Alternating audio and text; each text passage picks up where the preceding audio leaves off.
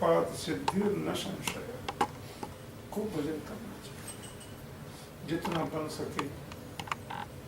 भजन करने से भक्ति बढ़ती है। कीर्तन बहुत अच्छा लगता है आपको? मंदिर में भी जाते हैं हरे कृष्ण लेवल, कीर्तन बहुत अच्छा लगता है। जहाँ भी जाते हैं कीर्तन बहुत अच्छा लगता है। कीर्तन में बहुत इंटरेस्ट है। नहीं, होना ही चाहिए। कीर्तन तो भक्ति का प्रमुख अंग है और सुनने में भी बहुत आनंद आता है। कल आप बता रहे थे वो केवट के पिछले जन्म की कथा, जिसमें वो कछुआ होते हैं और वो बार बार नीचे जाते हैं, मतलब आने की कोशिश करते हैं दर्शन देने के प्रभु के, तो वो बार बार नीचे जाते हैं। तो पूरी कथा क्या है प्रभु? वो कछुआ था वो। अब किसी किसी के होते हैं संस्कार। भगवान के रूप को देख करके इस कछुआ के मन में हुआ, मैं इनको देखूं, चरण छू लूं। आखिर जीवात्मा तो सब है। कोई कोई हमारे वृंदावन में एक कुत्ता था जयसिंह घेरा में, वो एकादशी के दिन भोजन नहीं करता था। उसको रोटी डालो खाता था, एकादशी वाले दिन दाल नहीं खाता था। तो गोस्वामी जी कहते थे कि एकादशी आज नहीं खाएंगे। तो है तो कुत्ता। तो संस्कार देखो, जब कथा होती तो हॉल में कथा जैसे हो रही है तो पीछे की तरफ तो ऐसे ये बढ़ते ना कुत्ते ऐसे लेते। मैंने देखा उसको ऐसे बढ़ता था, बिल्कुल शांत, तो कथा सुनता था। कोई संस्कार होते पूर्व जन्म के। अब शेष जी को लगा कि कछुआ बार बार आता है, भगवान के पैर छूने आ रहा है, तकलीफ देगा। तो कहा तो प्रशेष जी ने जोर से फान मार दिया तो चला गया नीचे, मतलब मर गया। वही कछुआ केवट बन के आया और नारायण बोले कि इसको मुझे अच्छी तरह से दर्शन देना है। तो इसको अल्लड़ भक्त बोलते हैं रामायण में, अल्लड़ भक्त। बात तो वही है कि आपके चरणों को मैं धो लूं। अब ऐसे न करके उसने वो अहिल्या वाली कथा कह दी, चरण छूने से पत्थर से स्त्री, मैं तो धोऊंगा, जब तक वो रज नहीं हट जाएगी तब तक चढ़ने नहीं दूंगा। इस बहाने से भगवान के चरण। लेकिन लक्ष्मण जी तो जीवों के आचार्य हैं, तो नहीं, भगवान की सुरक्षा का दायित्व भी उनको रहता है। तो उनको लगा कि ये कछुआ परमात्मा की निद्रा में कोई तकलीफ देगा, पर भगवान तो सब ध्यान रखते हैं। चितय जानकी लखन तनु, लक्ष्मण की ओर देख करके बोले अब याद कर। तो लक्ष्मण को भी याद आ गई कि हाँ हाँ ये वही है, क्योंकि लक्ष्मण जी भी तो शेष हैं। जैसे भगवान अवतार लेते हैं, ऐसे बलराम, क्योंकि बलराम लक्ष्मण रूप ऑफ बलराम, तो वो भी अवतार लेते हैं, वो भी मनुष्य जन्म में आए। अवतार तो भगवान का होता है, परंतु राम और कृष्ण, राम कृष्ण के रूप में भगवान बोल देते हैं कि तुम भी चलो। महाराज बलराम जयंती आ रहे हैं अभी ट्यूसडे को, उनके बारे में हमको और पता है तो महत्व उनका आदि गुरु बोलते हैं उनका आचार्य और मानव के आचार्य राम कृष्ण ये पर ब्रह्म है। भरत जी विष्णु रूप हैं और भक्ति के आचार्य हैं। लक्ष्मण जी हम जीवों के आचार्य हैं। जीव को क्या करना चाहिए, और जीव कोई गलती करता है तो उसको दंड देने का अधिकार बलराम जी को है। इसलिए बलराम जीव के आचार्य हैं, लक्ष्मण जीव के आचार्य हैं। और वही बलराम लक्ष्मण कलयुग में जगतगुरु रामानुजाचार्य बन के आते हैं। जगतगुरु रामानुजाचार्य इनको शेष बोलते हैं। तो वो जीव वैष्णवाचार्य बन करके आए कलयुग में। तो बलराम जी भगवान के परम सेवक हैं। कृष्णावतार में बड़े भाई बन के इसीलिए आए, रोहिणी तने बन के आए। नक्षत्रों में रोहिणी सबसे उत्तम माना गया है। पुष्य नक्षत्र के बाद में रोहिणी नक्षत्र का बड़ा महत्व है। तो रोहिणी नक्षत्र का मतलब है अमंगल को दूर करने वाला, और जो अमंगल को दूर करता है वहां ही आचार्य प्रकट होते हैं। तो बलराम जी महाराज का प्राकट्य हुआ। ये विशिष्ट बात ये है कि बलराम जी डांटकर भी सेवा करें। सेवा कई प्रकार से होती है ना। कई शिष्यों को मैंने देखा है, गुरुजी से कहेंगे चुप रहिए आप, चुपचाप सो जाइए, अभी जगना ठीक नहीं है, बहुत तकलीफ हो रही है, कल आप 5 घंटे बोले थे, अभी नहीं बोलने देंगे, सो जाइए। तो शिष्य डांट नहीं रहा है, उसमें गुरु के प्रति श्रद्धा छुपी है। गुरु जी स्वस्थ रहेंगे तो अच्छा रहेगा। तो बलराम जी जब कृष्ण के रूप में बड़े भाई बन के आए, राम अवतार में तो राम ने सेवा ढंग से नहीं करने दी। आपको मालूम है 14 वर्षों तक लक्ष्मण जी सोए नहीं, सोए ही नहीं, भगवान की सेवा में रहे। जब पंचवटी पर थे ना, तो रात के 12 बजे राघव की नींद खुली। लक्ष्मण पंखा कर रहे, राम जी बोले सोए नहीं, थोड़ा और सेवा कर ले। 2:30 बजे फिर राम जी उठे, लक्ष्मण पंखा कर रहे, सोए नहीं, थोड़ा मगर जरूर सो जाते। बड़े भाई है, बड़े भाई की बात मान लो, चलिए। लक्ष्मण जी बोले मत करने दो सेवा, छोटा हूं इसलिए कुछ नहीं बोल सकता, अगली बार मैं बड़ा बन के आऊंगा। तो वही लक्ष्मण श्री बलराम बन के आए। गौ चराते हुए वन में जब गए तो कृष्ण का सिर अपनी गोद में रखा, कृष्ण का सिर अपनी गोद में रखा, पंखा कर रहे हैं। बड़ा भाई छोटे भाई की सेवा कर रहा, बोले कृष्ण बोले अब रहने दीजिए, बहुत देर हो गया। वो नहीं, 1 घंटे बाद बोले अब रहने दीजिए, आप थक गए मन। तीसरी बार फिर कहा अब आप थक गए होंगे, रहने दीजिए। बलराम बोले चुप, बोलने की जरूरत नहीं है, बड़े भाई हैं, बड़े भाई जो करते सो अच्छा करते, चुपचाप सोते रहो। कृष्ण डर के मारे सो गए। वो बलराम घंटों तक सेवा करते रहे।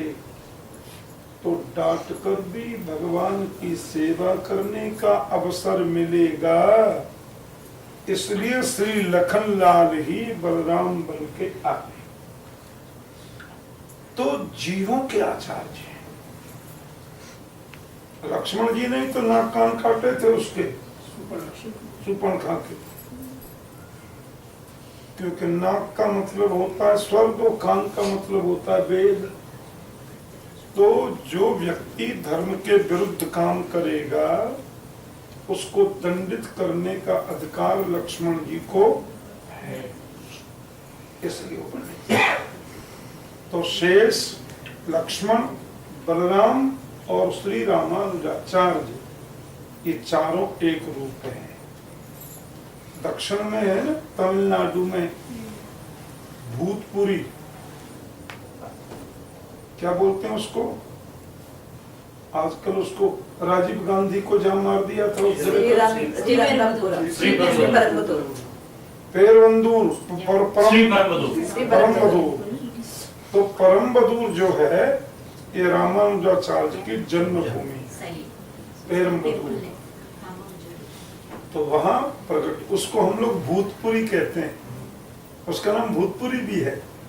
क्यों भूतपुरी? वो वहीं का नाम है भूतपुरी। हम लोगों की रामानुज संप्रदाय में जब भजन गाते हैं रामानुजाचार्य जी का, तो भूतपुरी में प्रकट भय प्रभु ऐसा बोलते हैं, पेरमबदूर। रामानुजाचार्य ने शरणागति को बड़ा महत्व दिया है। शरणागति प्रधान है, प्रभु की शरण ग्रहण करो, प्रभु की शरण ग्रहण करो। और आदि शंकराचार्य से टक्कर ली रामानुजाचार्य ने, हमारे और वैष्णवाचार्यों का रास्ता खोल दिया रामानुजाचार्य ने। शंकराचार्य जी के समकालीन थे ना माधवाचार्य और रामानुजाचार्य। माधवाचार्य भी दक्षिण में हुए, क्या बोलते हैं, उडुपी में हुए माधवाचार्य। इन दोनों ने, क्योंकि हमारे जितने आचार्य हुए हैं सब साउथ में हुए, ये बड़ी ध्यान देने की बात है। जितने भी हमारे जगतगुरु हुए हैं सबका प्राकट्य साउथ इंडिया में हुआ, और भगवान जितने हुए सबका आचार्य नॉर्थ इंडिया में हुआ। हाँ, क्योंकि आचार्यों के बिना गति नहीं है। आचार्य की शरण में आए बगैर गति नहीं है।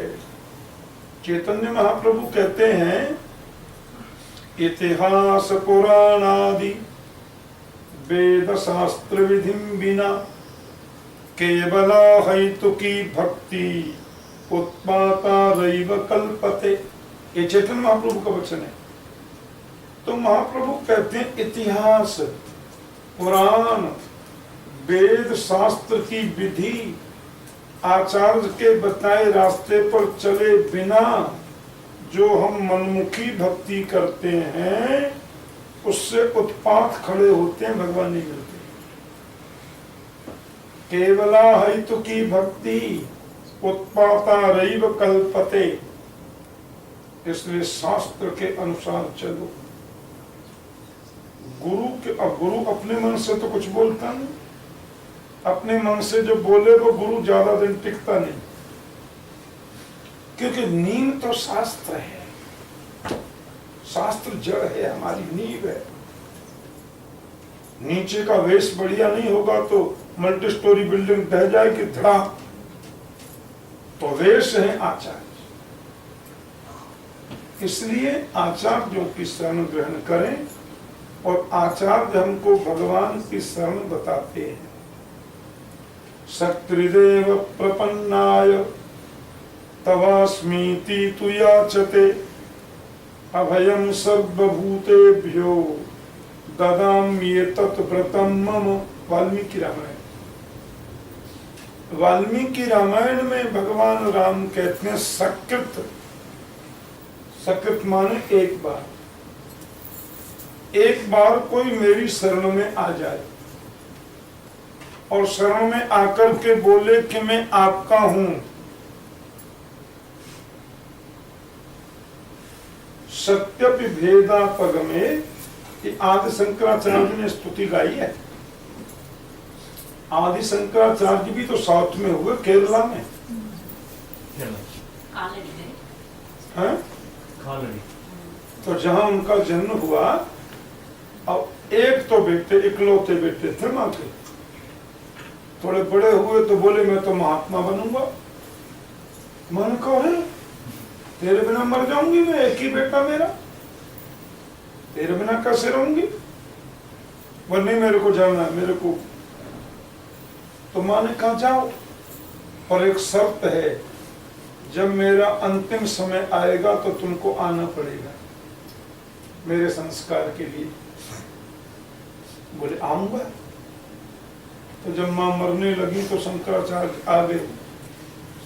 तो शंकराचार्य ने भगवान की स्तुति गाई कि सत्यपि भेदा पगमे नाथ तवाहम नमाम कीनस्त्वम सामुद्रो ही तरंग नहीं क्वचन समुद्रो न तारंग।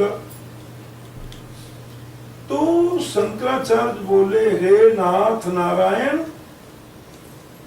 ये मां जा रही है पर मैं आपका ही तो हूं। नमाम कीनस्त्वम, मेरा कोई नहीं। समुद्र की तरंग होती है, तरंग समझते हैं? पर तरंग को समुद्र नहीं कहते। समुद्र की तरंग होती है पर तरंग को समुद्र नहीं कहते। आपका मैं हूं पर मैं आप नहीं हूं।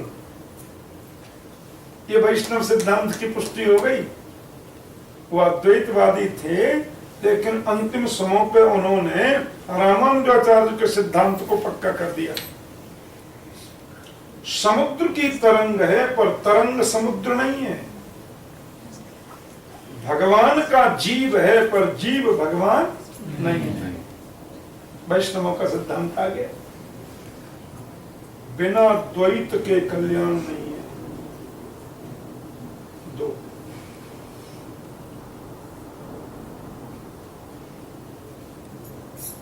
बलराम जी लक्ष्मण रामानुजाचार्य कहते हैं, ब्रह्म में मिल गया, इसका क्या मतलब है? चीनी की बोरी, बोरी समझते हैं? बैग बड़ा, 1 क्विंटल का चीनी का बैग, उसके ऊपर चेटा बैठा है। चेटा समझते हैं? और वो चीनी का रस चूस रहा है, चूस रहा है, खुद चीनी का स्वाद ले रहा है। एक आदमी आया, उसने बोरा खोल दिया, खोलकर चीनी को पलट दिया, मशीन चला दी और चीनी का बूरा बना दिया। बूरा समझते हैं? पाउडर। तो चेता कहाँ गया? चीनी में मिल गया। तो ब्रह्म में मिल जाना, चीनी में मिल गए, बात खत्म। और दूसरा चेता हटा नहीं, वो बैठा बैठा रस को चूसता रहा। तो चीनी में मिल जाना अच्छा है कि बैठकर स्वाद लेना अच्छा है? तो बैठकर जो स्वाद ले रहा है वो वैष्णव है, और चीनी में जो पिस गया वो अद्वैतवादी है। तो ब्रह्म में मिल जाने में आनंद नहीं है, अलग रहकर ब्रह्म का दर्शन करना, ब्रह्म की झांकी देखना, ब्रह्म की लीला देखना, ये हम वैष्णवों का सिद्धांत है। तो जीवों के आचार्य हैं श्री लक्ष्मण जी, बलराम जी और सब हमारे वैष्णवाचार्य। उनके बताए मार्ग पर चलेंगे तो कल्याण होगा। जय श्री कृष्ण। ब्रह्म क्या है? जो कृष्ण 100% है, तो बलराम जी जो है 98% कहा जाता है, तो 2% की फर्क क्या है? कोई फर्क नहीं है, तो एक समझाने का तरीका है। ये तो समझाने का तरीका है। भगवान में यो यस एव स, अब 2% का थोड़ा तो अंतर होना चाहिए। बलराम जी भक्त हैं, सीधी बात। कृष्ण ब्रह्म है, कृष्ण परमात्मा है, बलराम जी ब्रह्म है। ये कृष्ण परमात्मा, बलराम भक्त है। तो परमात्मा से कैसे मिले, वो रास्ता बलराम पे होकर निकलता है। वो जीवों के आचार्य, और ये 98% या वो तो हम समझाने का एक तरीका है। बाकी बलराम बलराम है, कृष्ण कृष्ण है।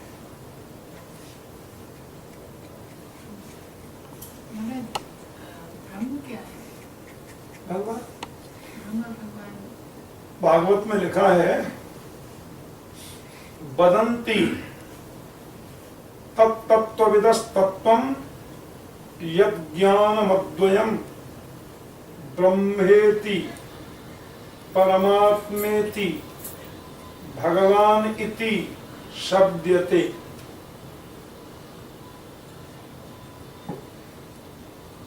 अभी मैं ऊपर गया, लाल कपड़ा पहन के आ गया, आपने मुझसे कहा ओहो सन्यासी जी आ गए।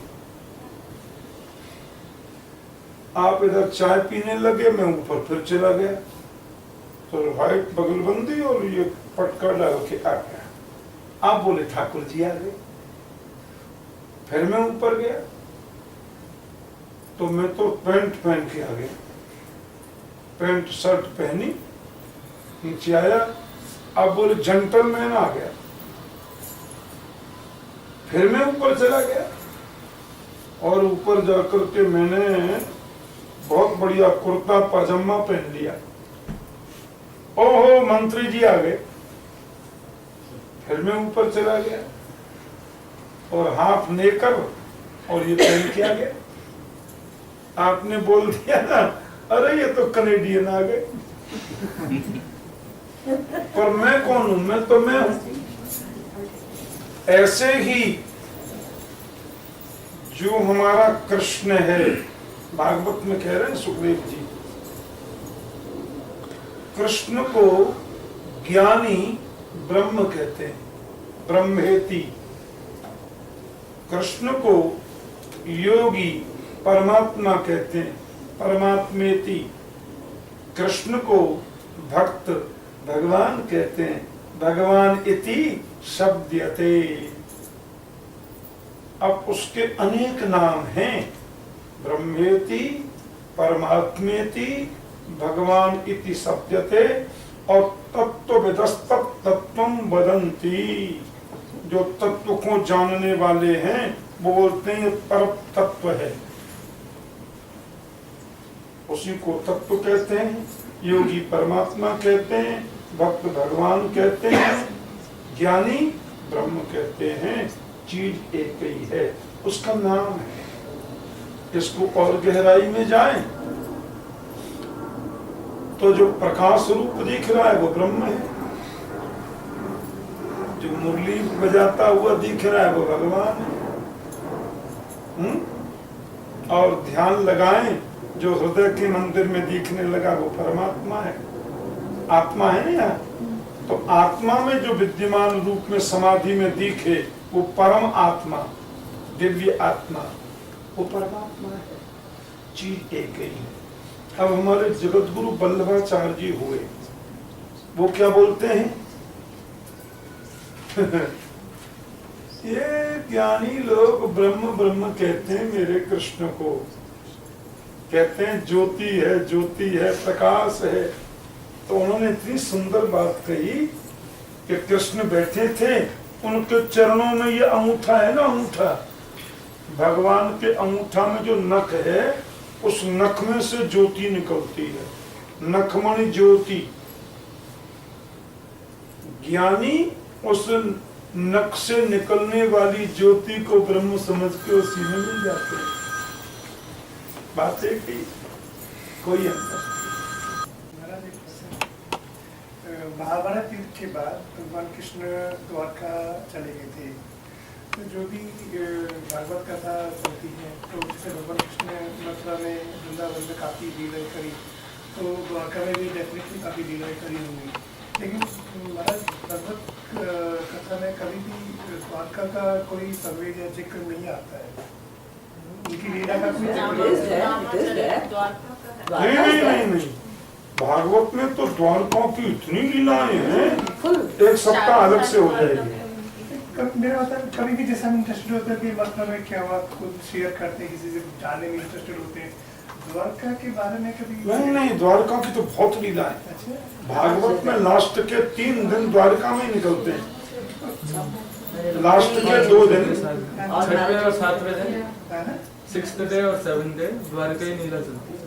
और बहुत बड़ी लीला, बल्कि आप गिनती करेंगे ना तो ब्रज में जो कृष्ण ने लीला करी उससे ज्यादा अध्याय भागवत में द्वारका की लीला ब्रज करी। में तो सिर्फ 11 वर्ष 56 दिन रहे थे, बाकी की सारी उम्र तो द्वारिका में ही बीती भगवान। द्वारिका में तो बहुत लीला। It is a Chardham. We have to do a yatra there. सुनिए, भगवान के 16,108 विवाह द्वारिका में हुए। भगवान के बेटा, भगवान की बेटी, भगवान के पुत्र पौत्र सबकी लीला द्वारिका में हुई। रुक्मणी से संवाद द्वारिका में हुआ। फिर भगवान ने कई राक्षसों का संहार द्वारिका में किया है। एक राक्षस था, उसका नाम था वो कहता मैं वासुदेव हूँ, पौंड्रक कृष्ण वासुदेव। वो पाखंडी था, लकड़ी के 2 हाथ लगा लिए और मैं भगवान हूँ। उसका उद्धार द्वारिका लीला में हुआ। सुदामा का चरित्र द्वारिका लीला में हुआ। कृष्ण उद्धार संवाद। और जो है भगवान कुरुक्षेत्र में यदुवंशियों से ब्रजवासियों से मिले, वो लीला द्वारिका में हुई। बड़े बड़े यज्ञ द्वारिका में हुए। पांडवों का पूरा चरित्र द्वारिका लीला से है। पांडवों से कृष्ण मिले और वो लीला सब द्वारिका में हुई। सुभद्रा हरण द्वारिका में हुआ। भगवान द्वारिका से ही राजा जनक के यहाँ पे गए, उनमें सुखदेव जी भी साथ में थे। वो लीला भी द्वारिका की है। और 3 देवताओं में कौन महान है, वो लीला द्वारिका की। फिर उद्धव और कृष्ण का संवाद हुआ लास्ट में, वो लीला द्वारिका की। बड़ा विशाल संवाद है वो द्वारिका। मन पूरा 10वां स्कंद का उत्तरार्ध, 11वां पूरे 31 अध्याय, 12वें स्कंद के पूरे 13 अध्याय सब द्वारिका। बहुत बड़ी लीला। एक सवाल है, भगवान राम ने और कृष्ण ने क्षत्रिय कुल में ही जन्म क्यों लिया, किसी और कुल में क्यों नहीं? प्रश्न क्षत्रिय से नहीं है, प्रश्न है सूर्य वंश और चंद्र वंश से। भगवान जो हैं राम जी सूर्य अवतार लेना चाहते हैं, जो प्रकाश दे। सूर्य अंधकार को मिटाता है। सूर्य नमी को खत्म करता है। सूरज यदि 15 दिन पूरी दुनिया में न निकले तो कम से कम 1500 बीमारी शुरू हो जाएंगी। सूर्य बीमारियों को दूर करता है, अंधकार को मिटाता है। तो प्रभु सूर्य वंश में अवतार लेना चाहते थे। तो सूर्य वंश में, ये भारत में क्षत्रियों के 2 वंश हैं, सूर्य वंश और चंद्र वंश। उसमें आए सूर्य के अपेक्षा चंद्र जो है वो शीतल है। चंद्र ज्यादा सहज है। चंद्र में प्रकाश तो है पर वो प्रकाश कभी बुरा नहीं लगता किसी को। सूर्य में अब आप तेज धूप निकल रही हो तो 2 घंटा धूप में नहीं बैठ सकते, पर चंद्रमा में आप 8 घंटा छत पर बैठ जाओ, आपको अच्छा ही लगेगा। तो सूर्य की अपेक्षा चंद्रमा शीतल और सहज है, इसलिए भगवान चंद्रवंश में अवतरित होकर के आ गए। उनका ये उद्देश्य नहीं था कि मैं क्षत्रिय बनूं, क्योंकि वो तो ब्राह्मण कुल में आते तो हम कहते ब्राह्मण ही क्यों बने। भगवान बनिया के कुल में आते तो हम कह सकते थे बनिया ही क्यों बने। भगवान के अवतार तो सब में हुए हैं। ब्राह्मण कुल में देखो तो परशुराम जी आ गए हैं जी। भगवान ब्राह्मण कुल में हुए तो परशुराम ब्राह्मण है। क्षत्रिय कुल में हुए तो रामकृष्ण है। भगवान तो मछली बन के आए तो मत्स्य अवतार हो गया, ये जंतु है। और की बात तो छोड़ो, भगवान सूकर बन के आए। अब सूकर से ज्यादा निकृष्ट तो कोई नहीं हो सकता। भगवान सूकर भी बन गए, भगवान कछुआ बने। इन सब का अपना महत्व है। 24 अवतारों में 8 अवतार हैं ज्ञान योगी, 8 अवतार हैं भक्ति योगी, 8 हैं कर्म योगी। ऐसे प्रभु जो इस रूप में आए और जो कल की अवतार लेंगे भगवान वो भी ब्राह्मण बनेंगे, ब्राह्मण के वंश में आएगा। तो प्रभु वह प्रश्न क्षत्रिय का नहीं है, वह उस कथाओं के माध्यम से शिक्षा देना है। कूर्म अवतार लेखन के भगवान ये बताते हैं कि काम तो सब करो पर अपने ऊपर बने तो सुरक्षा पूरी रखो। कछुआ अंदर घुस जाता है? मछली जैसा तीक्ष्ण कोई नहीं होता है। मछली जो है वो बड़ी तीक्ष्ण विचारों की होती है, बड़ी फुर्ती होती है उसमें, और पूरे विश्व में मछली ने जितनी बड़ी क्रांति की है उतनी क्रांति कोई नहीं कर सकता। अब आप कर लो विचार। अब भारत दूर है, न भारत दूर है, न पाकिस्तान दूर है, न दक्षिण अफ्रीका दूर है, न केन्या दूर है, न रशिया दूर है, न चाइना दूर है। क्यों? मछली की वजह से। ये क्रांति मछली ने की कि नहीं की? पनडुब्बी बनती है मछली के द्वारा है? और हम नाव में जाते हैं, उसका आकार मछली का। हवाई जहाज जो चलता है 100% मछली है। हवाई जहाज की आकृति आप देख लो, उसका मुंह मछली जैसा, पीछे की पूंछ मछली जैसी, और वो पंख दोनों मछली जैसे। तो कितनी बड़ी क्रांति की है उसने, की है ना? और किसी ने नहीं की थी। तो वो बड़ी तीक्ष्ण होती है। ऐसे ही भगवान के जितने अवतार हैं वो सब शिक्षा के लिए होते हैं, सब हमें शिक्षा देते हैं कैसे रहा जाए। अब भगवान ने मछली बन के आए, वेदों की रक्षा की भगवान ने मछली बन के, वेदों को बचाया। वेद लुप्त हो रहे थे, एक राक्षस वेदों को चुरा के ले गया, भगवान मछली बन के गए, उसको मार के वेदों को लेके आए कि पानी की गहराई में मछली के बराबर कोई जा ही नहीं सकता, और गहराई में जाके कितनी जल्दी ऊपर आना है ये मछली के अलावा कोई नहीं कर सकता। मगरमच्छ नहीं कर सकते, मछली कर लेती है। शार्क मछली तुम्हारे जहाज को डुबो सकती है। शार्क मछली जहाज के जितने लोग हैं सबका ब्रेकफास्ट कर सकती है। इतना फुर्ती किसी जीव में नहीं है। तो ऐसे भगवान ने अवतार दिया। भगवान घोड़ा बने हयग्रीव, उनके मुंह से वेद प्रकट हुए। ये जो सामवेद है ना, सामवेद, ये हयग्रीव के मुंह से निकला। सब भगवान के सब चरित्र हमें शिक्षा देते। सूरज का जैसे बोलते 12 कला, क्या फर्क है? 16 कला सूर्य का बोलते हैं। सूर्य में भी 16 ही कला है, परंतु सूर्य जो है 4 कलाओं को प्रकट नहीं करने देता है, और चंद्रमा जो है वो 16 कला पूर्ण है। चंद्रमा 16 कलाओं को प्रतिपादित करता है। इसका सीधा मतलब ये हुआ कि जो थोड़ा उष्ण होता है, जो थोड़ा गर्म होता है, उसमें कलाएं कम हो जाती हैं, और जितना शीतल होगा उतनी कलाएं बढ़ जाती हैं, उतना व्यक्ति लोकप्रिय हो जाता है।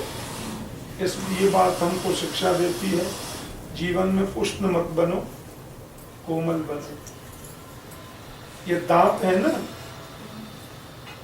जीभ पहले आती है और दांत बाद में आते हैं, और जाता जल्दी कौन है? दांत बाद में आए और पहले चले गए। और जीव हमारे जन्म से हमारे साथ आई और चिता पे जलते हैं तब तक साथ रहती है। क्यों? कि दांत कठोर हैं, जीभ कोमल है। कोमल की जिंदगी लंबी होती है, कठोर की जिंदगी ज्यादा लंबी नहीं होती। आज पूरे विश्व में सबसे ज्यादा शांत प्रदेश और देश कौन सा है? कनाडा। इसका मूल कारण क्या है? कि कनाडा की अपनी आर्मी ही नहीं है, और है तो बहुत कम है। इसलिए यहाँ लक्ष्मी की भी वृष्टि है, प्रकृति का भी पूरा सौंदर्य है, और देश बड़ा सुरक्षित है। आम जनता यहाँ ठीक रहती है, क्योंकि यह कड़क देश नहीं है। परंतु मेरा कहने का भाव सिर्फ ये है कि जो कोमल है उसकी जिंदगी लंबी है, जो कठोर है उसकी जिंदगी अल्प है। तो यही भगवान के अवतार हमें एक एक शिक्षा देते हैं। जो हमारी सांस होती है वो पहले से मतलब डिसाइड होती है कि सांसें हैं हमारी। दो बातें हैं। वशिष्ठ जी का जो मत है वो मत ये है सब निर्धारित है। विश्वामित्र जी का जो मत है वो ये है कि तुम स्वयं निर्माता हो। विश्वामित्र कहते हैं रोज योगा करो,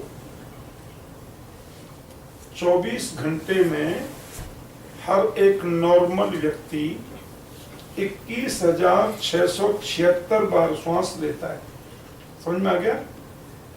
21,676 इतना श्वास हर व्यक्ति 24 आवर्स में लेता है। बीपी हाई है तो कुछ ज्यादा ले लेता है, और जितना सांस हम ज्यादा लेंगे वो हानिकारक है। 21,676 से ज्यादा सांस यदि हम लेते हैं तो वो हानिकारक है। और जो निर्धारित सांस है उससे हमने ज्यादा सांस ले लिया, उतनी उम्र आगे चल के कम हो गई। समझ में आ गया? वशिष्ठ जी कहते हैं कि श्वास हमारी निर्धारित है, जितनी श्वास हमें मिली है उससे एक श्वास हम ज्यादा नहीं ले सकते। विश्वामित्र कहते हैं नहीं, ये गलत। वो क्या कहते हैं? 21,676 श्वास हम 24 घंटे में लेते हैं, और हम रोज आधा घंटा योग करते हैं, योगा। तो उसमें प्राणायाम लेते हैं, धीरे धीरे उतारना। तो हम यदि दिन में 3 बार प्राणायाम करते हैं, सवेरे, दोपहर और शाम को, और तीनों बार के प्राणायाम में यदि 3 मिनट रोज हम श्वास को काबू में करते हैं तो 1 मिनट रोज की हमारी उम्र बढ़ गई। 1 मिनट रोज हमारी उम्र बढ़ गई, उतने श्वास पर काबू किया ना हमने। तो वो कहते हैं कि बड़े बड़े योगी लोग समाधि से कायाकल्प करते थे।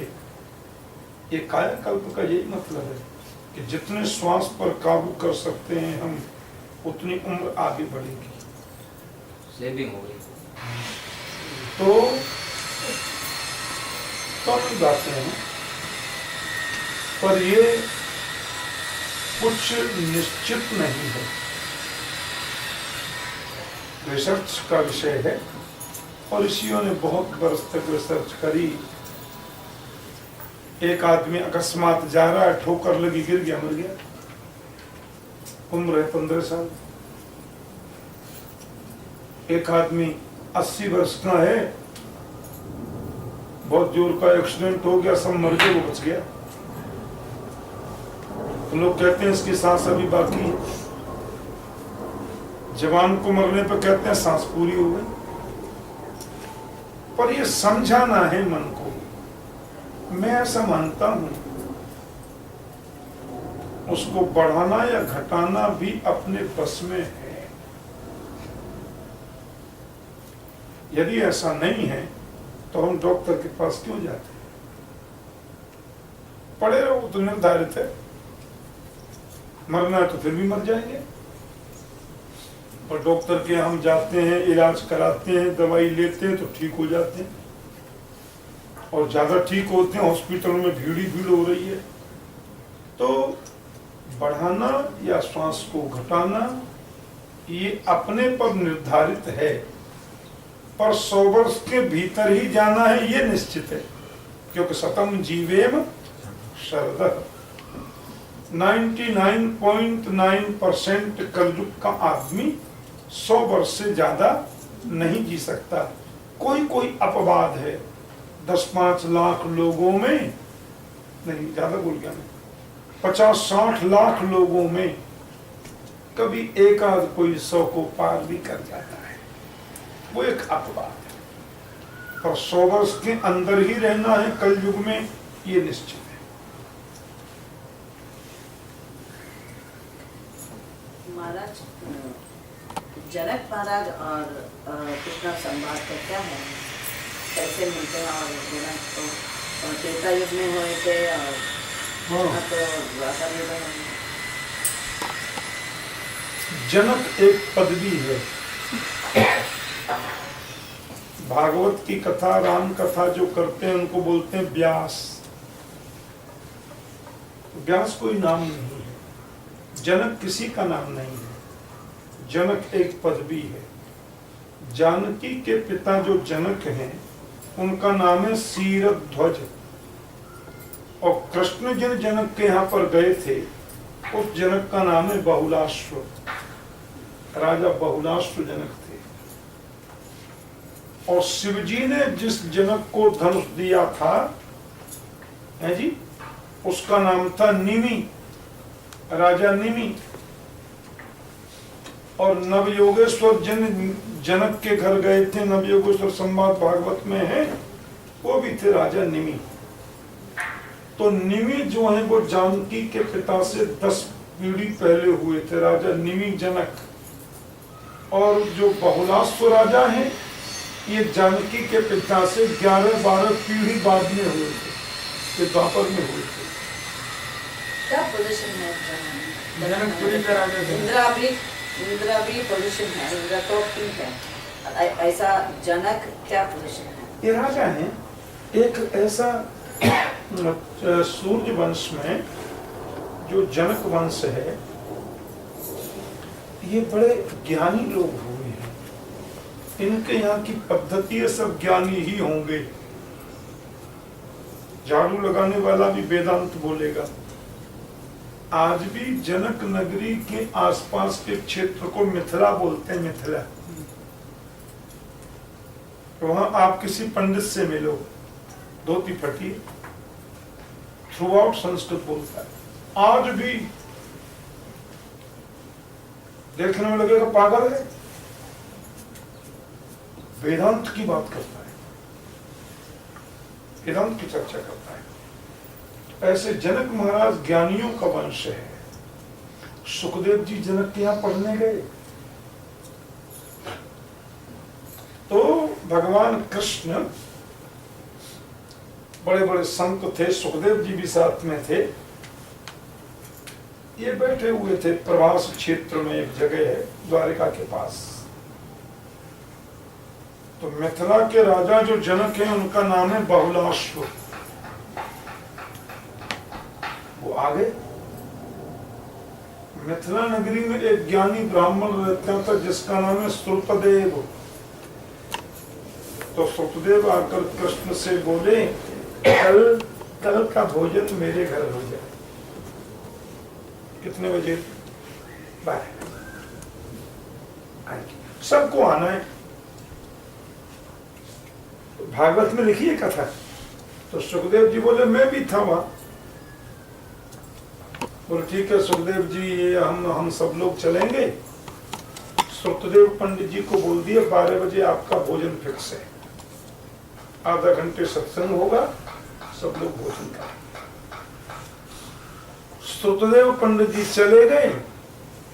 2 घंटे बाद राजा जनक आ गए, बहुलाश्व जनक।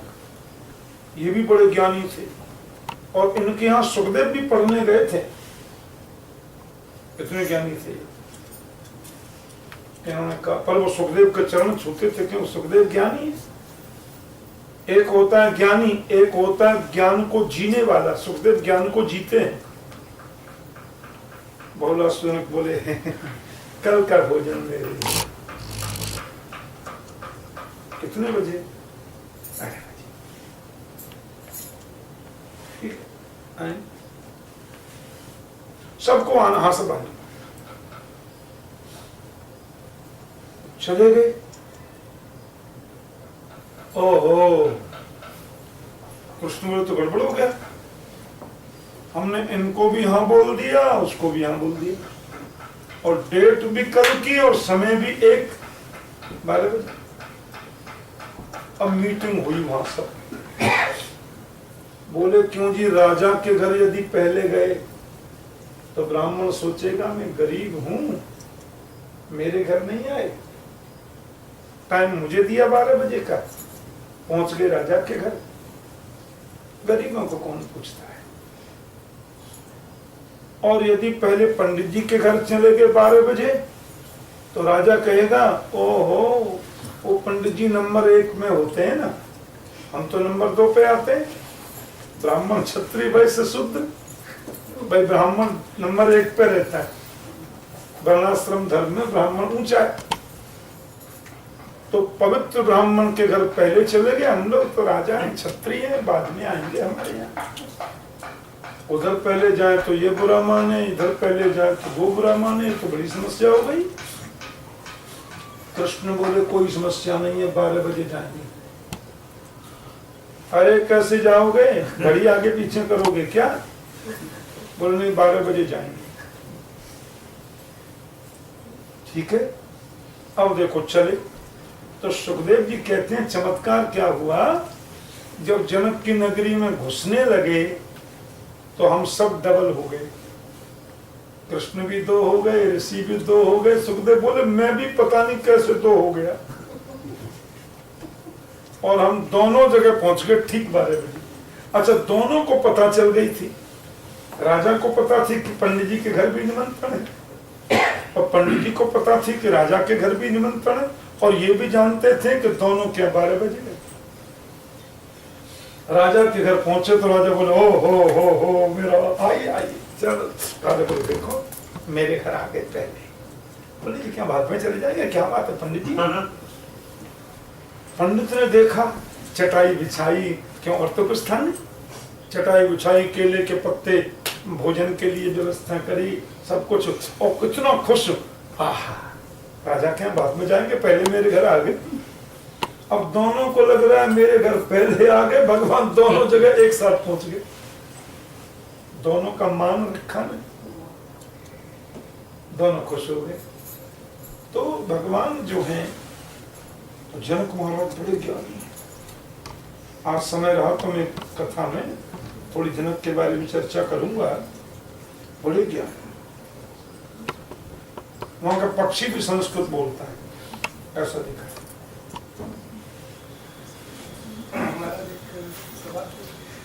थोड़ा अलग है कि माँ सीता ने इतने बड़े राजा के घर में जन्म लिया और भगवान राम से की मैरिज हुई। जैसा अक्सर कहा गया है या सुना गया है कि सीता माँ ने हमेशा सिर्फ जीवन में कष्ट ही भोगे, तो इतने बड़े भगवान के घर मैरिज होने के साथ मैरिज होने के बाद भी उनका जीवन कभी सुख से नहीं भरा, तो सिर्फ कष्ट हुआ। जब मैरिज हुई तो जंगल में जाना पड़ा, जंगल में गई तो रावण ले गया, फिर वापस आए तो उनको परीक्षा देनी पड़ी, लंबी परीक्षा। फाइनली उन्होंने अपने आप को भूमि समाधि होती है लिया, तो फाइनली जो सिर्फ सीता माँ के मारण का आ गया, तो उनकी भगवान राम भी रक्षा नहीं कर पाए और उनको सिर्फ कष्ट मिला। तो ये कहाँ तक सच है? दुख और सुख की परिभाषा क्या है? नारी के लिए सबसे बड़ा सुख है पतिव्रत परायणा होना। नारी के लिए सबसे बड़ा सुख है पति के साथ रहना। नारी पर 5 गाड़ी है, बहुत सुंदर बंगला है, 5-5, 10-10 नौकर नौकरानी है, अरबों खरबों रुपए है, और विवाहिता होने के बाद भी पति से अलग है, तो वो सुख उसका 0/0 है। हमारी भारतीय परंपरा में नारी के पास कुछ नहीं है, जमीन नहीं है, मकान नहीं है, धर्मात्मा पति उसके 24 घंटे पास है। इससे बड़ा सुख नारी के लिए और कोई नहीं। तो माता जानकी संसार की नारियों को उपदेश देती है आज कथा आएगी। जनक महाराज चित्रकूट में बेटी से मिलने आए, जानकी से। तो जनक ने उनको गले लगाकर कहा, पुत्री पवित्र किए कुल दो। बेटी जानकी, रोते हुए जनक बोले, तेने दोनों कुलों को पवित्र कर दिया। जनक वंश और रघुवंश दोनों कुल सिर ऊंचा करके चलेंगे कि हमारी बेटी जानकी थी और हमारी बहू जानकी थी। पुत्र पवित्र किए कुल दो। पति नंगे पैर चल रहा है, पैरों में कांटे लग रहे हैं तो नंगे पैर ही चलना है, ये उसका धर्म है। और ये बताया कि जो पतिव्रत धर्म पर चलती है, राम भी तो पत्नी व्रता है पूरे, जो पातिव्रत धर्म का पालन करती है उसको विश्व विजयी रावण भी उसका बाल बांका नहीं कर सकता। जानकी का हरण करके ले गया रावण, लेकिन जानकी को छू नहीं सका, जानकी का स्पर्श नहीं किया। 1 महीने का टाइम दिया, जब भी रावण जानकी के सामने आता उसके विचार ही बदल जाते, भावना ही बदल जाती। और अंत में रावण मारा गया और जानकी ने पुनः अपने पति को प्राप्त किया, जो नारी का परम धर्म है।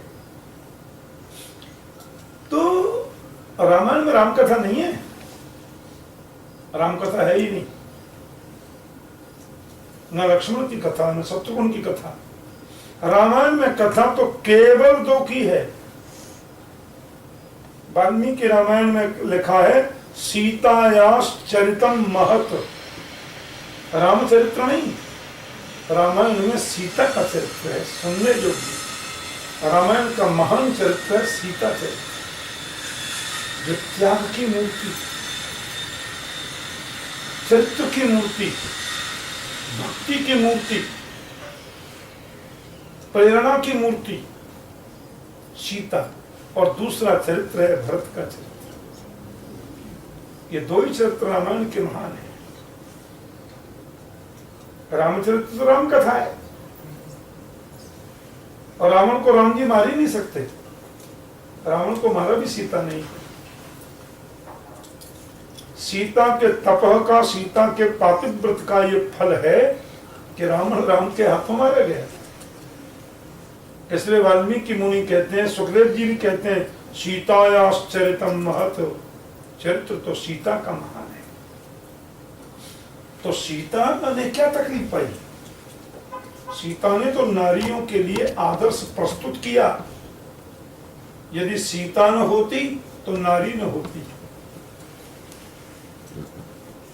आज भारत की नारी, जिनको देवता प्रणाम करते, यत्र नार्यस्तु पूज्यन्ते रमन्ते तत्र देवता, नारियों की पूजा होनी चाहिए, ये आदर्श यदि किसी के द्वारा प्रस्तुत हुआ तो माता सीता है। तो कुछ करना है, कुछ समाज को देना है, तो उतार चढ़ाव भरी जिंदगी तो दिखानी होगी, और वही जिंदगी है सीता जी की। वो पृथ्वी, सीता जी का नाम है भूमि जा। भूमि माने पृथ्वी, जा माने जन्म, पृथ्वी से प्रकट हुई है। तो अपने लीला पूरी करके नारियों को उपदेश करके पृथ्वी में चली की बात खत्म। ये आदर्श पुरुष हैं सब, और उनके चरित्रों को हमें क्यों अजीब लगता है? उन्हें तकलीफ मिली क्योंकि हम उसको तकलीफ समझते हैं। हम तकलीफ इसलिए समझते हैं कि वो हमारी सोच से ऊपर की बात है। आपने कल बताया था, हाँ, तकलीफ को भी समझो, वो ऊपर होकर निकल जाता है, हमें नहीं समझ आता।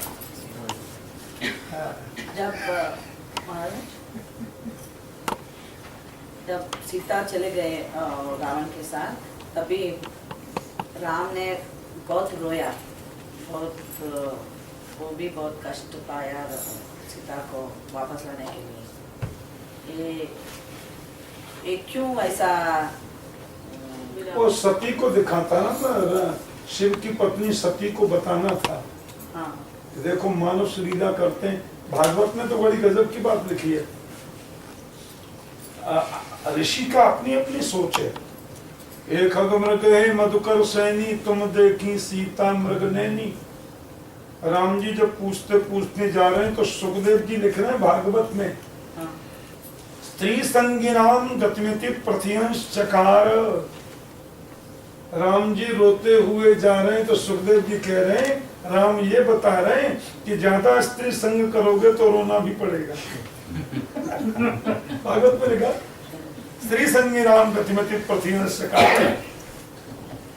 तो हर चीज में एक महात्मा तो बड़ी गजब की बात कह रहे थे, हंसी की बात है।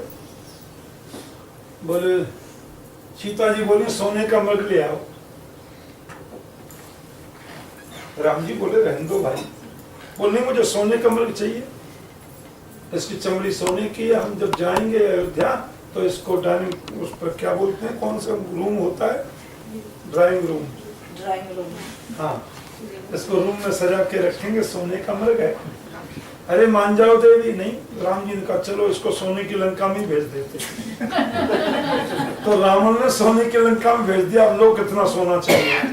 अरे और बात तो छोड़ो, सोने की लंका में भेजा और वो 10 ग्राम की सोने की अंगूठी थी राम पे, वो भी भेज दी। और लो सोना, कितना सोना चाहिए। हनुमान जी के द्वारा वो अंगूठी भेज लो और सोना लो, कितना लेना सोना। फिर जानकी बोली नहीं मुझे सोना नहीं, मुझे तो पति चाहिए। तो फिर आ जा।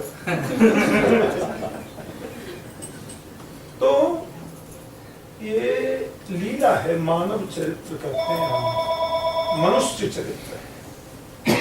हम लोगों को शिक्षा देने के लिए वापस लाना है ये एक्टिंग नहीं, कैरेक्टर। भागवत में लिखा है ना, भागवत में लिखा है मर्त्यावतारस्तु मर्त्य शिक्षणम रक्षो बधायैव न केवलम विधो। राम का चरित्र मरण धर्मा लोगों को शिक्षा देने के लिए होता है, राक्षस को मारने के लिए नहीं। क्या श्री कृष्ण कितना बज गया? भोजन कराइए। बिल्कुल। महाराज कल कथा में बता रहे थे जब राजा दशरथ से वर मांगा कि भगवान राम को वनवास दिलाने का, तो भगवान राम उस टाइम पूजा कर रहे थे, तो वो किसकी पूजा कर रहे थे? लक्ष्मी नारायण की। लक्ष्मी नारायण उनके कुलदेव हैं, नारायण की पूजा करते थे। शिव की पूजा, नारायण की पूजा दोनों करते थे। जैसे आप कहते हैं नारी का पूजन करने से आएगा, सुंदरकांड में मेरे ख्याल से ढोल गवाल वो तो समुद्र कह रहा है।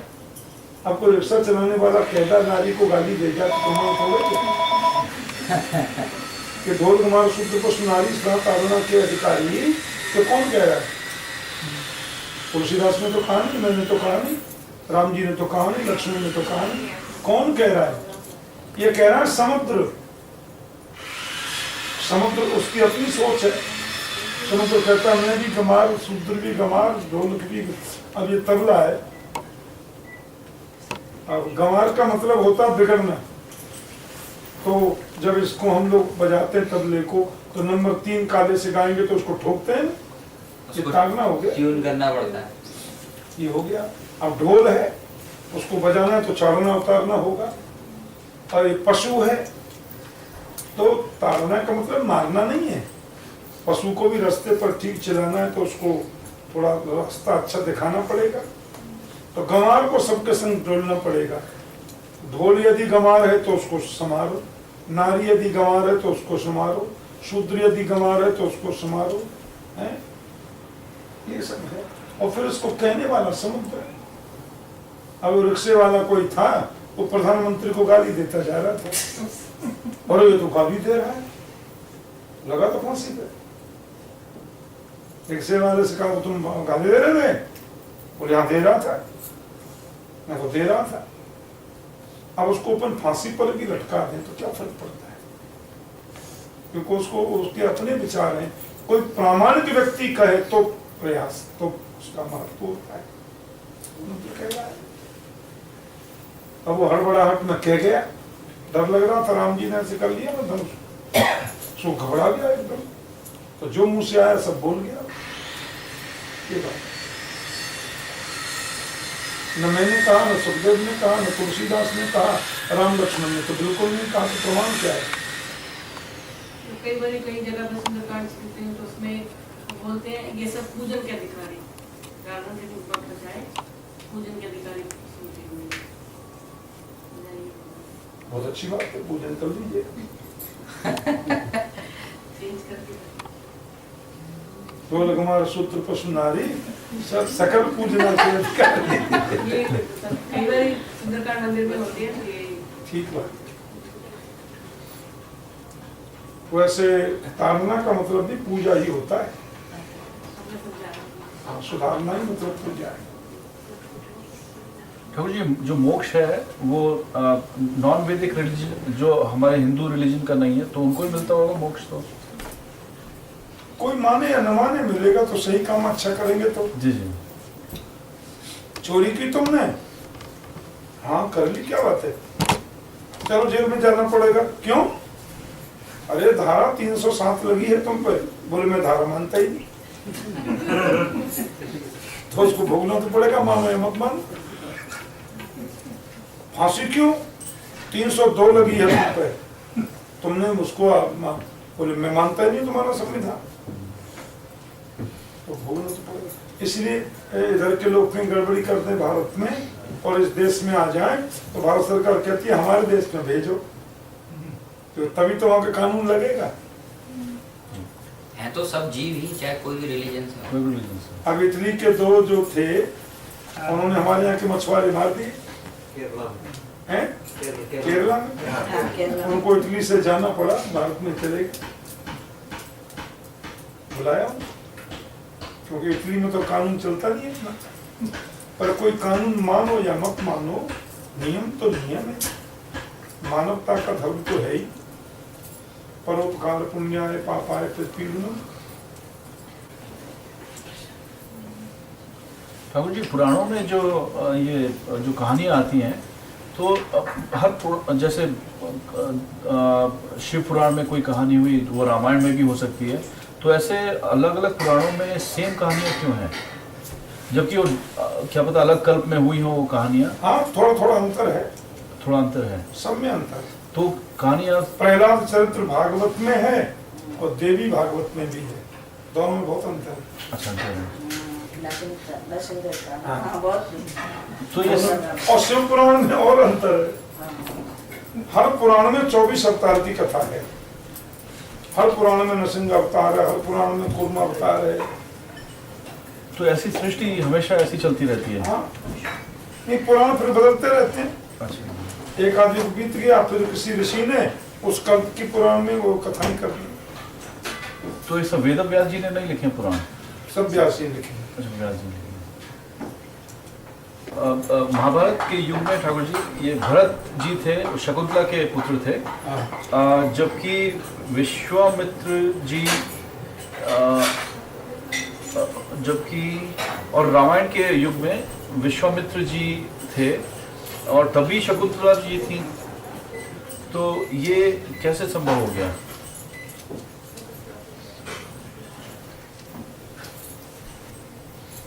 ऋषि विश्वामित्र जो है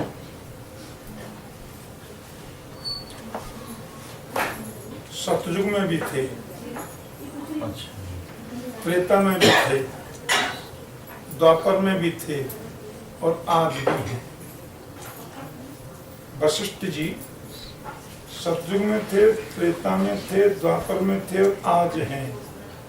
कलयुग में सुखदेव ने जब परीक्षित को कथा सुनाई, वहां सबसे आगे वशिष्ठ बैठे हैं, ऐसा भागवत में लिखा है।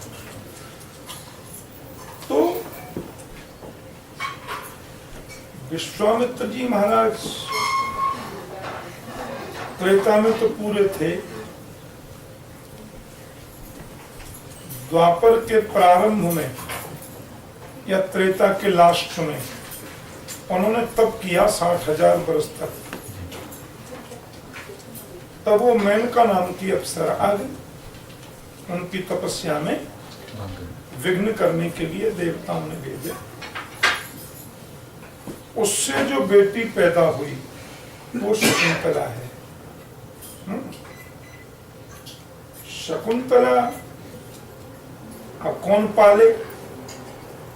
मैंने कहा तो अप्सरा थी स्वर्ग की, बेटी का जन्म मन हुआ वहीं पड़ी छोड़ के चली गई स्वर्ग में।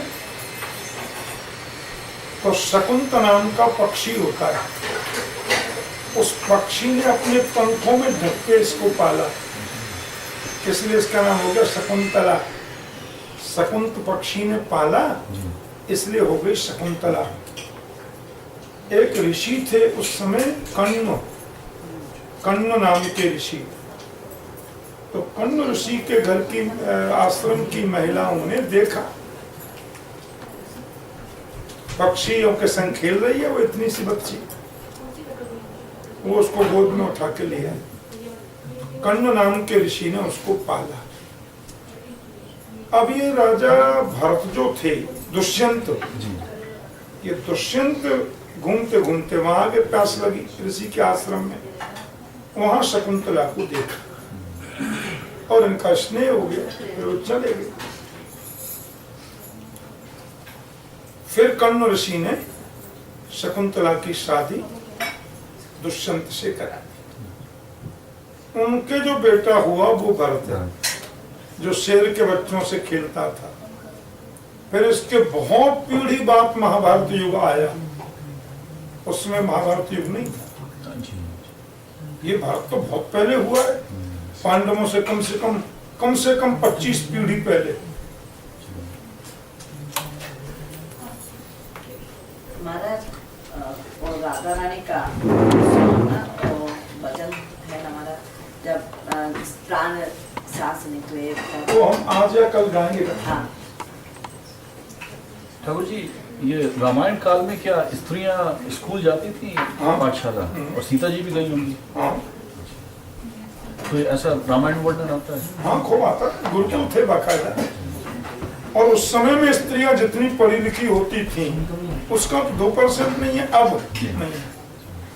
तो ये और बता दीजिए कि अश्वमेध यज्ञ क्या होता है, और राजा दशरथ ने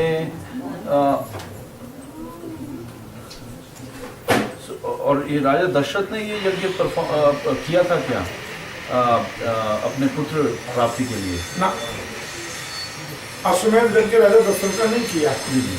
पुत्र प्राप्ति के लिए जो यज्ञ होता है उसको बोलते हैं पुत्रेष्टि।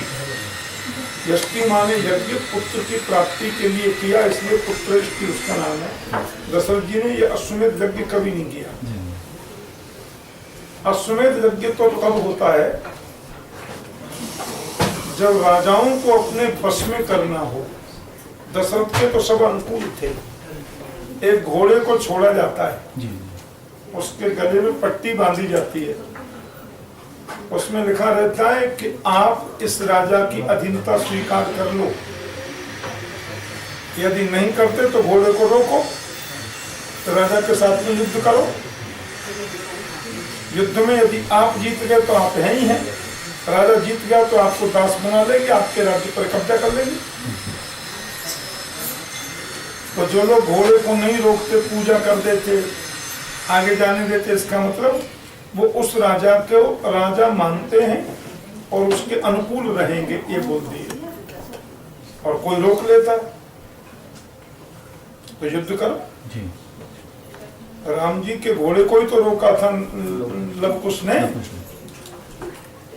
तो ये नौबत दशरथ जी कभी नहीं आई।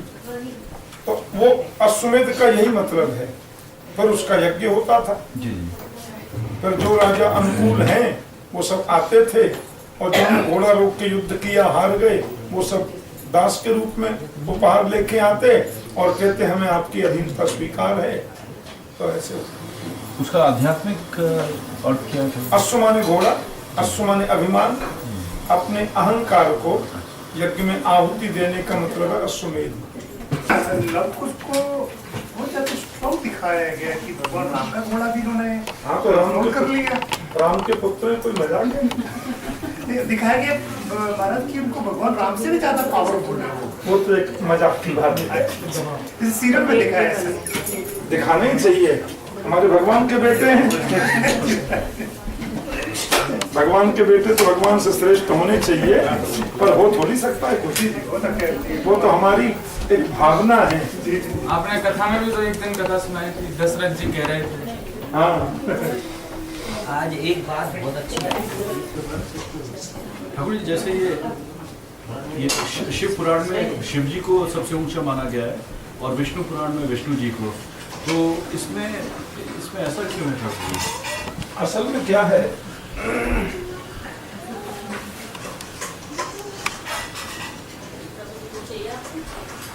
भगवान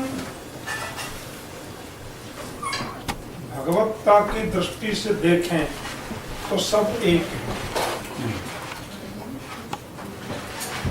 लोगों की वृत्तियां भिन्न भिन्न प्रकार की होती हैं और किसी की रुचि यदि शिव में है तो अंततोगत्वा वो पूजा भी है तो विष्णु की ही, क्योंकि नारायणात रुद्रो अजायत, नारायण से ही रुद्र ब्रह्मा सब प्रकट होते हैं। तो कहा तुम शिव को सर्वोच्च मानो, शिव की पूजा से ही तुम्हें नारायण की पूजा का फल मिलेगा, क्योंकि एक ही है। नारायण तो सर्वोच्च है। किसी की रुचि मातृ शक्ति में ज्यादा है, आदि शक्ति है जगदम्बा, उनकी पूजा करो तो अंततोगत्वा पूजा पहुंच तो वहीं रही है। एक नदी है, एक नाला है, हमको गंगा सागर जाना है, भैया गंगा सागर जाना है, फूल चढ़ाने, कैसे चढ़ा? मेरे पड़ोसी के पास में मर्सिडीज गाड़ी है, वो तो अपने बच्चों को पत्नी को लिया, स्वयं ड्राइव करने लगा, फूल रख लिए, पहुंच गया गंगा सागर। उसके बगल के पड़ोसी ने कहा टाइम भी नहीं है, जल्दी भी जाना है, टैक्सी पकड़कर एयरपोर्ट गया, फ्लाइट पकड़ा कलकत्ता गया, वहां से टैक्सी करी गंगा सागर गया और वो तो शाम को वापस आ गया। मेरे पड़ोसी अपनी गाड़ी से गया, वो 7-8 दिन में वापस आ गया। मैं कैसे चढ़ाऊं फूल? बैलगाड़ी है, बैलगाड़ी में तो 4 महीने में पहुंचेंगे। तो मैंने एक सुझाव देखा, मैंने फूल लिए, दोना में सजाए, पूजा की सामग्री उसमें रखी, दोना को पैक किया और पैक करके गांव के पास छोटी नदी थी, बीच में जाके कह दिया ये गंगा सागर को चढ़ा। अब छोटा नदी थी वो, वहां से फिर बड़ी नदी में गया वो दोना, बड़ी से फिर बड़ी में गया, फिर और बड़ी में चला गया, फिर गंगा में चला गया। अब गंगा में चलते चलते चलते चलते चलते चलते 5 दिन में वो दोना मेरा फूल पूजा गंगा सागर में पहुंच गया। मैं तो गंगा सागर में डाला नहीं था, डाला तो नाले में था, पर उन सबको जाना तो वही है। इसलिए सर्वदेव नमस्कारम केशवम पतिगच्छति, समस्त देवों को किया गया नमस्कार, अंत में केशव कृष्ण को ही मिलने वाला है जो सर्वोच्च शक्ति है। इसलिए किसी भी देव की पूजा करो, किसी भी देवी की पूजा करो, अंत में तुम्हारी पूजा पहुंचेगी वहीं, पर टाइम लगेगा। जल्दी तो तुम फ्लाइट पकड़ो और पहुंच जाओ, तो वो है अपनी सीधी भक्ति। कृष्ण के चरणों में प्रीति करते हैं, भक्ति करते हैं, वैष्णवता, हम स्वयं वैष्णव हैं, तो वो जल्दी पहुंच रहे हैं, क्योंकि रास्ता ही सीधा है। अन्य देवों को प्रणाम करने से भी पहुंचेंगे तो वहीं महाराज लोग साईं बाबा को बोलते हैं, वो भी साईं बाबा तो भगवान के भक्त हैं, उनको मानने का मतलब ये नहीं कि भगवान को नहीं पूजें। साईं बाबा को मानने का मतलब है कि बाबा ऐसी कृपा करो भगवान में मेरी श्रद्धा ज्यादा हो जाए, तो साईं बाबा कृपा करेंगे तो कृष्ण के पास पहुंचाएंगे। ठाकुर जी विराट रूप में उसमें जो स्त्री का जो वो है, मतलब विराट रूप में जितने भी आप देखें देव वगैरह वो सब पुरुष प्रधान है, मतलब तो स्त्री प्रधान क्यों नहीं है? स्त्री भी है उसमें। स्त्री कौन है? दुर्गा का रूप आता है, दुर्गा, काली का रूप आता है। अच्छा, शक्ति के बिना तो कुछ होता है। जी जी। उसमें तो अग्नि है, सूर्य है, चंद्र है, वरुण है, यम है, कुबेर है, काली है, दुर्गा है, भद्रकाली है, सब है। तो इसका मतलब जितने भी देव हैं उसमें ठाकुर जी तो भगवान का विराट रूप है, तो उनमें से किसी एक की भी पूजा करें तो जाएंगे तो कृष्ण के पास ही टाइम लगेगा। जब सीधे पहुंचो सुप्रीम कोर्ट। जी जी। पहले अपन जो है कचहरी में गए, फिर लोअर कोर्ट में गए, फिर बड़े कोर्ट में गए, और बड़े कोर्ट में गए। क्या टाइम, क्या मालूम कितना टाइम लगे। सीधे सुप्रीम कोर्ट में फाइल कर दो, बात खत्म। जबकि मतलब विराट रूप में सभी भगवान के रूप हैं वो, तो फिर भी अगर किसी और को पूजेंगे तो लोअर कोर्ट भी फॉलो तो सुप्रीम कोर्ट को ही करता है। करता है ना, संविधान तो एक ही है। जी जी। और थानेदार भी उसी को फॉलो करता है। और थानेदार तक लोग पहुंच नहीं पाते सब लोग, तो वो अपनी मन मर्जी भी कभी कभी चला देता है। बोले कौन देख रहा है, थोड़ा अपन भी, मैं ही सब कुछ हूँ।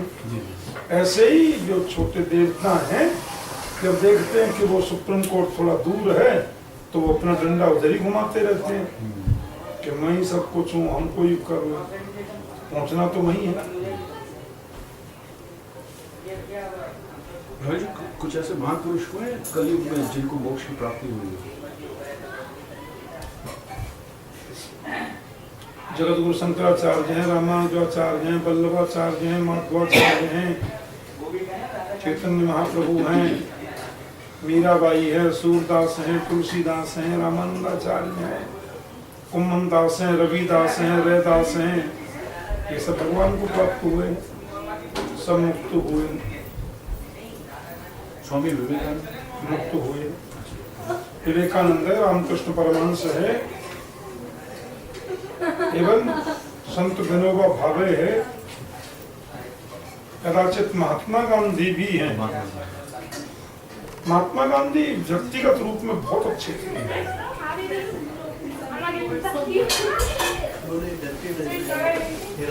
हाँ, मरते समय हे राम कहा। महाराज कृपा जी महाराज को फिर से जगत गुरु कहा जाता है, ये तथ्य कहा था। ठीक है, ऐसे बहुत जगत गुरु, बहुत जगत गुरु, तो अतिरिक्त नहीं है वैसे जो जगत गुरु जो कहा जाता है। इतने महामंडलेश्वर हैं, गिनती करोगे तो पूरा महाभारत जैसा ग्रंथ लिख दिया जाएगा। तो एक बड़ा भंडारा कर दिया, संतों को बुला के चद्दर उड़वा दी, महामंडलेश्वर हो गया। ऐसे जगत गुरु का मतलब तो होता है 4 दिशाओं में 4 होने चाहिए। पर जो बहुत विद्वान हैं, बहुत अच्छे संत हैं, अच्छा काम कर रहे हैं, लोग मिलकर उनको जगत गुरु की पदवी दे देते हैं, पर वो पदवी नहीं भी मिले तो भी जगत गुरु जैसे ही है, पूजनीय है। एक्चुअली महाराज जो जगह जगत गुरु जो ऑथेंटिक वे है, कौन अपॉइंट करता है या कैसे अपॉइंट होने चाहिए? वो तो एक मंच है। रामानुजाचार्य 4 हैं, 4 दिशाओं में कोई विद्वान हो तो उस गद्दी के लोग उनको बिठा देते हैं। जैसे हमारे दक्षिण में शंकराचार्य की गद्दी है ना, तो वहाँ क्या करते हैं, 3 होते हैं। एक शंकराचार्य हैं, दूसरे पढ़ रहे हैं, तीसरे तैयार हो रहे हैं। जब ये बहुत बुद्ध हो जाएंगे तो अपनी गद्दी पर उनको बिठा देंगे, और वो गद्दी पर बैठेंगे तो छोटे वाले को पढ़ाएंगे, तैयार करेंगे। जब वो तैयार हो जाएगा तो ये हट जाएंगे, उसको बिठा देंगे। वो जब तक उनके शिष्य लोग हैं, उनकी परंपरा के लोग हैं, विद्वान लोग हैं, सब अभिषेक कर देते हैं, मान्यता दे देते हैं। ये लोग तो बहुत लर्नेड है और उनके नॉलेज है। एक आम आदमी के लिए क्या तरीका होना चाहिए बताओ? सवेरे जल्दी उठिए,